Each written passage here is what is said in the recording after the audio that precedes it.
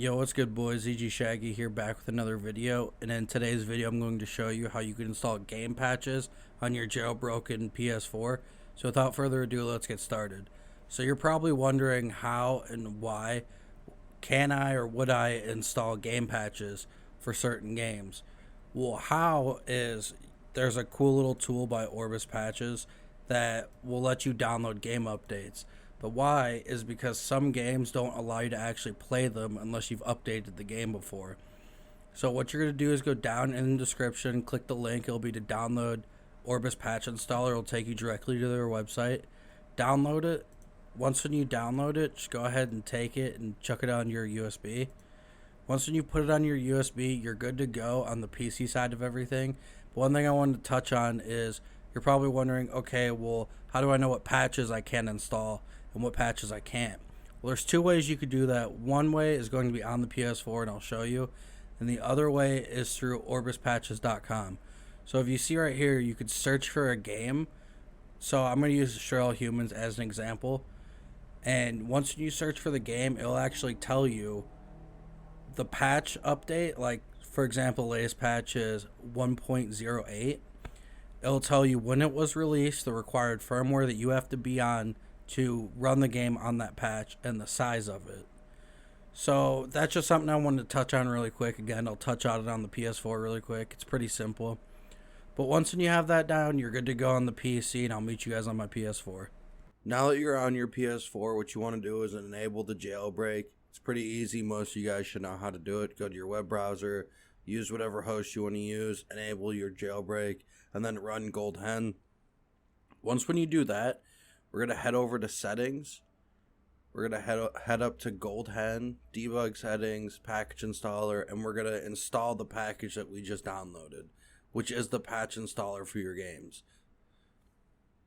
Now that it's done, if we back out to our home menu or home screen, you can see that we have the patch installer. Now there's one more thing we have to do before we can actually start downloading the patches. So for us to download the patches, we actually have to be connected to Sony servers. That doesn't mean we have to be signed in or update our console. We just have to be connected to Sony servers. And you're probably wondering, okay, well, how do we connect to Sony servers? It's actually pretty easy. So we're going to head over to settings, go into network, set up internet connection, and right here you want to use whichever one you personally use for your jailbroken PS4. I'm using Wi-Fi, so I'm going to select Wi-Fi. We're going to go easy for this part. And as you can see, internet settings updated. Now the reason we want to do it that way is it's just if we have a DNS on our PS4 to block updates, this will just reset it so that we automatically connect to Sony servers. Again, we're not signing in. We're not updating our console. We're just connecting to the servers to download the patch. So once when you've done that, we can go ahead and head into Patch Installer. As you can see, now that we've loaded into Orbis Patch Installer, you can see all the apps that you have downloaded. So for example, I'm using Destroy All Humans. So we head into Destroy All Humans, and it will show you the patches that you can install. It'll show you all the patches that are currently available for the game. So this should work for a different game. I don't think I have like the latest game. We could try World War II to see if there's any patches that I can't install. No. So typically, I guess not typically, but let's say you're installing a newer game, right? You know it runs on 9.00, and you're probably wondering, okay, this game's new. How do I know which patch to install? Over here on the left-hand side, right next to patch, see how there's essentially a green download button or a green download arrow?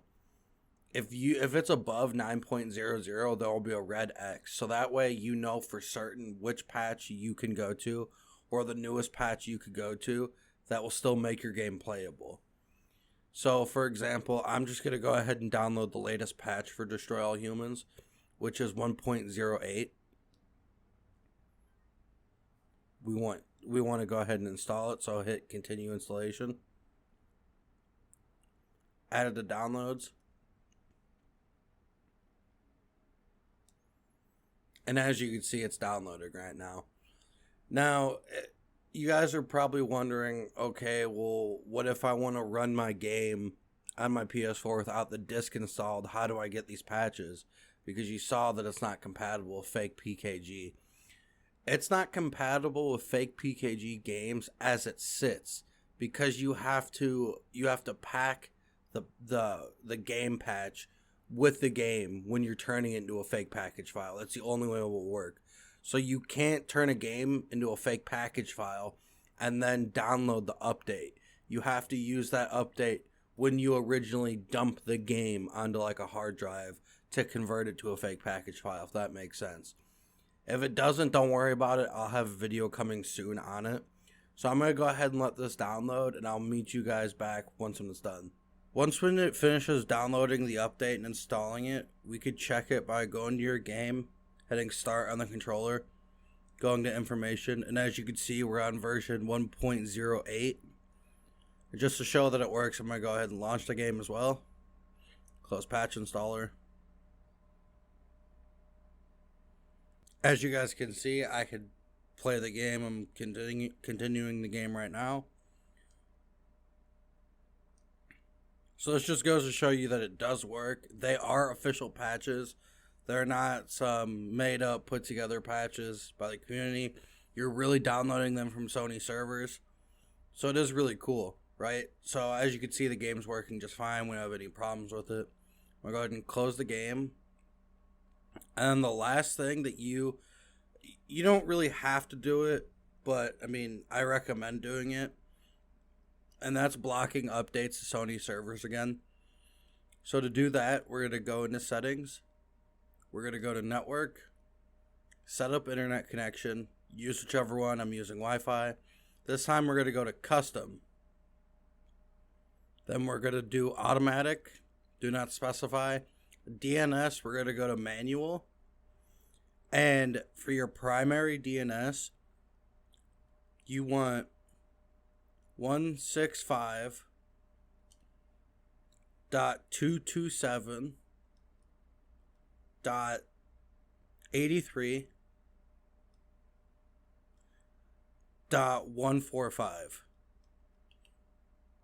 Then for your secondary, you want 192.241.221.79.